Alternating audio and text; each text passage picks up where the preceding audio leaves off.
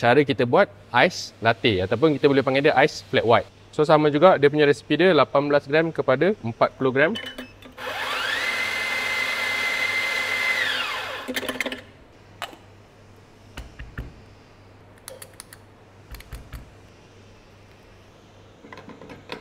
So kita boleh tuang dulu kita punya ais. Lepas tu kita boleh tuang kita punya susu. Alright, that's nice. 40 gram within 28 saat. Susu ni kali ni aku tak timbang, tapi usually aku akan dekat paras ni lah. And then kita dah ada espresso kita, 18 gram masuk kepada 40 gram espresso. Dan kita just tuang dia. Okay, so usually untuk dia punya layering, kita akan masukkan ais dulu.